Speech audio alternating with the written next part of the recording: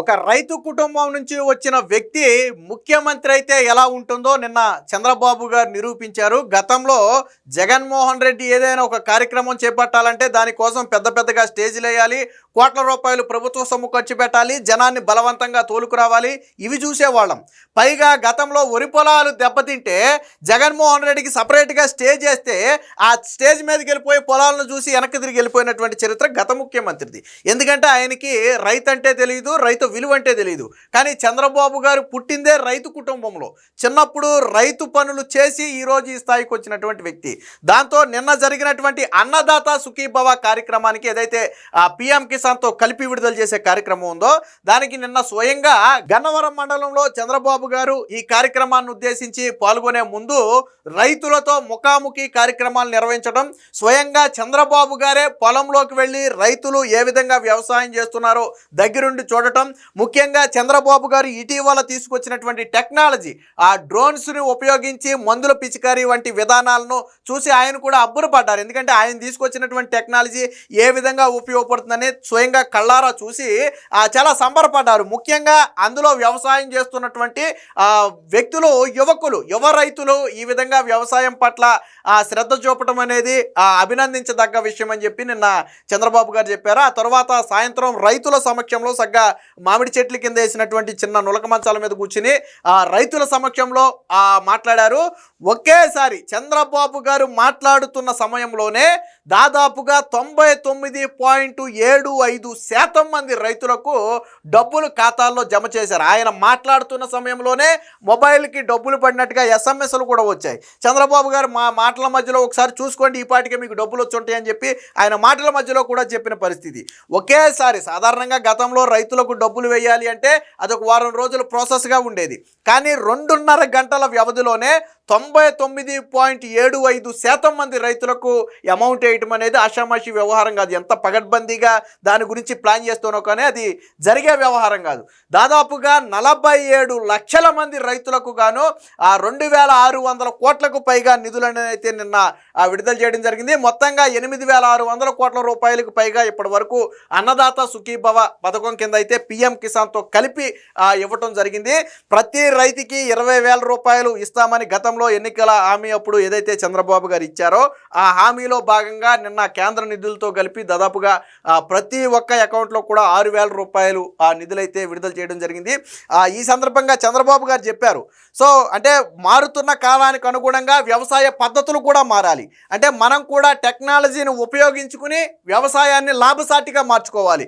అందుకోసం ఏకంగా ఒక ప్రపంచ స్థాయి అగ్రికల్చర్ యూనివర్సిటీని అగ్రికల్చర్ స్కూల్ ఆఫ్ బిజినెస్ అని చెప్పి ఒకటి ఏర్పాటు చేయబోతున్నామని చెప్పారు. అలాగే ఏలూరులో 500 ఎకరాల్లో కోకోకు సంబంధించి ఒకటి ఏర్పాటు చేయబోతున్నామని చెప్పారు. అలాగే ఫుడ్ ప్రాసెస్కి సంబంధించి ఒకటి ఏర్పాటు చేయబోతున్నామని చెప్పారు. అంటే రానున్న రోజుల్లో ఆంధ్రప్రదేశ్లో వ్యవసాయానికి అధిక ప్రాధాన్యత ఇవ్వబోతున్నారు. ఇదే సందర్భం ఇంకో మాట కూడా చెప్పారు, అంటే పూర్తిగా వరినే నమ్ముకుంటే లాభాలు వచ్చే పరిస్థితి లేదు. వరినే కాబట్టి ప్రత్యామ్నాయ పంటలు, అంటే వరితో పాటు ప్రత్యామ్నాయ పంటల మీద కూడా రైతులు దృష్టి పెట్టాలని చెప్పారు. దీనికి సంబంధించినటువంటి వార్త కూడా వచ్చింది, ఒకసారి చూద్దాం. రికార్డు స్థాయిలో రైతుల ఖాతాల్లో డబ్బులు 99.75% మందికి ఒకేసారి జమ. మూడో విడతలో భాగంగా 2,676 కోట్లు విడుదల. ఈ ఏడాది 20,000 చొప్పున మొత్తంగా 8,985 కోట్లు ఇచ్చాం. వ్యవసాయంలో 5 లక్ష్యాలతో ముందుకు దూసుకుపోతున్నాం.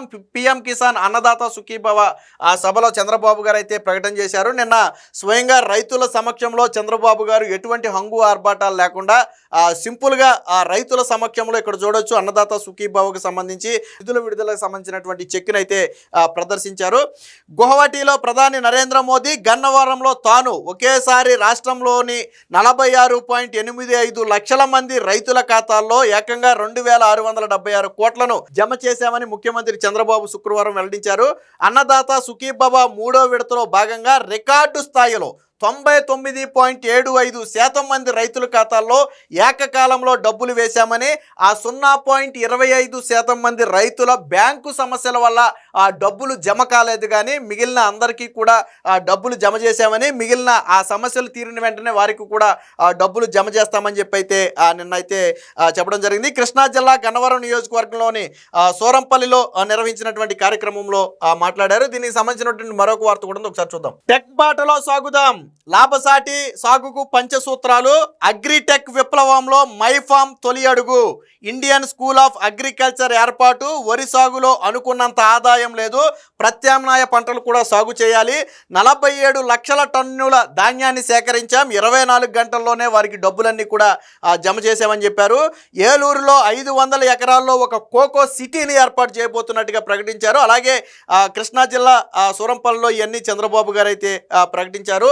రైతు కష్టం నాకు తెలుసు, ఓ మధ్యతరగతి రైతు బిడ్డగా చెబుతున్నా, వ్యవసాయాన్ని లాభసాటి దిశగా నడిపించడానికి ఇక అగ్రిటెక్ దిశగా అడుగులు వేయబోతున్నాం.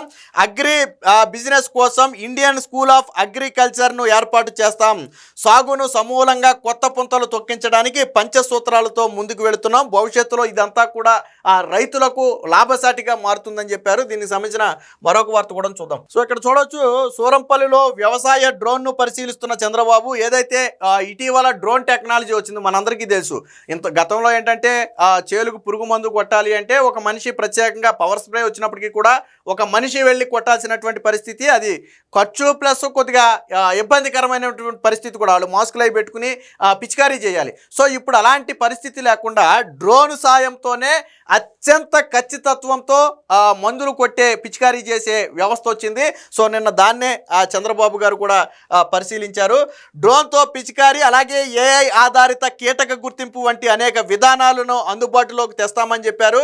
వ్యవసాయ స్వలాభాలను పూర్తిగా మార్చివేసి వ్యవసాయం అంటేనే లాభసాటి అనే విధంగా భవిష్యత్తులో వ్యవసాయాన్ని మార్చబోతున్నట్టుగా చంద్రబాబు గారు అయితే చెప్పారు. 47 లక్షల మెట్రిక్ టన్నుల ధాన్యాన్ని సేకరించి 24 గంటల్లో డబ్బులు విడుదల చేశామని చెప్పి చంద్రబాబు గారు చెప్పారు. ఇది చిన్న విషయం కాదు. జగన్మోహన్ రెడ్డి హయాంలో ఆర్బీకేలను, రైతు భరోసా కేంద్రాలను పెట్టి మీరు ధాన్యం ఇచ్చిన 21 రోజుల్లో డబ్బులు ఇస్తామని చెప్పాడు. 21 రోజులల్లా 3 నెలలు గడిచింది, 6 నెలలు గడిచింది. రబీలో ఇచ్చిన పంటకు ఖరీఫ్ వచ్చిన డబ్బులు ఇచ్చేవాళ్ళు కాదు, ఖరీఫ్లో పంటకు రబీ వచ్చిన డబ్బులు ఇచ్చేవాళ్ళు కాదు. అలా రైతులు ఇబ్బంది పడ్డారు. కానీ అలా 21 రోజులు, 3 నెలలు, 6 నెలల నుంచి ఈరోజు 24 గంటలకు వచ్చారు. ఇంకా గట్టిగా మాట్లాడుకుంటే 24 గంటలు కాదు, వేసిన 12 గంటల్లో కూడా డబ్బులు పడతాయి. ఎలా అంటే ఈరోజు ఉదయం 10 గంటలకు గన ధాన్యాన్ని ఇస్తే మధ్యాహ్నం 12 గంటలకల్లా డబ్బులు పడతాయి. 12 గంటలకి ధాన్యం వేస్తే 2ంటికి డబ్బులు పడతాయి. 2ంటికి ధాన్యం వేస్తే సాయంత్రం 4ంటికి డబ్బులు పడతాయి. ఒకవేళ సాయంత్రం 4ంటికి డబ్బులు వేస్తే మర్నాడే ఉదయం 10ంటికి డబ్బులు పడతాయి. అంటే ప్రతి 2 గంటలకు ఒకసారి రైతులకు పేమెంట్ చేసే విధంగా ఈరోజు కూటమి ప్రభుత్వం సమూల మార్పులు తెచ్చింది. అంటే రైతు ధాన్యాన్ని వేసేసి తిరిగి ఇంటికి వెళ్ళే లోపు ఖాతాలో డబ్బులు పడుతున్నటువంటి పరిస్థితి. గతంలో 21 రోజులలో 3 నెలలు అయింది, 6 నెలలు అయింది. ఎంత తీవ్ర ఇబ్బందులు పడ్డారో రైతులను అడిగితే చెప్తారు. బట్ అలాంటి వాటన్నిటికీ కూడా చంద్రబాబు గారు స్వస్తి చెప్పారు. రానున్న రోజుల్లో ఏలూరులో 500 ఎకరాల్లో కోకో సిటీని ఏర్పాటు చేస్తామని చెప్పారు. ఈ ప్రాంతం అంటే గన్నవరం ప్రాంతంలో మామిడి కాయలకు కవర్లు కట్టి పండించడం చూస్తుంటే గర్వంగా ఉంది. డ్రోన్ పెట్టి విత్తనాలు చల్లుతున్నారు. కృష్ణా జిల్లాలో చేపలు, రొయ్యల సాగు సహా అన్నిటిలోనూ ఆధునికతను తీసుకొస్తున్నాం. ఆక్వా రైతుల ఇబ్బందులను దృష్టిలో పెట్టుకుని ఎన్ని కష్టాలు ఉన్నా యూనిట్ విద్యుత్తును రూపాయిన్నరకే ఇస్తున్నాం. ఆక్వాకల్చర్కు 810 కోట్లు రాయితీగా ఇచ్చామని చెప్పి చంద్రబాబు గారు ఈ సందర్భంగా గుర్తు చేశారు. ఇక వ్యవసాయ రంగాన్ని మరింత బలోపేతం చేయడానికి, ప్రపంచ స్థాయి టెక్నాలజీ నాలెడ్జ్ను రైతులకు అందుబాటులో తీసుకురావడానికి, వ్యవసాయ ఆధారిత పరిశ్రమలను ప్రోత్సహిస్తూ పంటలను ప్రాసెస్ చేసి ఎగుమతి చేసేందుకు గాను మల్లవల్లిలో 500 ఎకరాల్లో ఒక ఫుడ్ ప్రాసెస్ యూనిట్ కూడా చంద్రబాబు గారు తీసుకురాబోతున్నట్టుగైతే చెప్పారు. ఇదే సందర్భంలో ఇతర దేశాలు యుద్ధాలు జరుగుతున్నప్పుడు కొంత అనిశ్చితి ఏర్పడుతుందని చెప్పారు. ముఖ్యంగా మన దగ్గర ఉన్నటువంటి అరటి కావచ్చు, కోడిగుడ్లు కావచ్చు, ప్రధానంగా గల్ఫ్ దేశాలకు ఎగుమతి అవుతుంటాయి. ఇప్పుడు ఆ దేశాల్లో యుద్ధ వాతావరణం నెలకొన్న నేపథ్యంలో అవి ఎగుమతి ఆగిపోవటం వల్ల కొంత రైతులు ఇబ్బంది పడుతున్నారని ఆ విషయాన్ని కూడా చెప్పడం జరిగింది.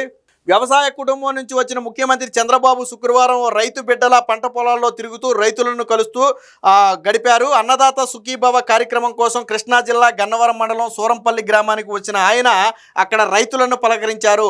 తాను ఎంతగానో ప్రోత్సహించే నీటి భద్రత, అగ్రిటెక్ వంటి విధానాలను అక్కడ అవలంబించడం చూసి ముచ్చటపడ్డారు. వారి పనిలో తాను కూడా ఒక చెయ్యేసి రైతులతో మాటామంతి కలిపారు.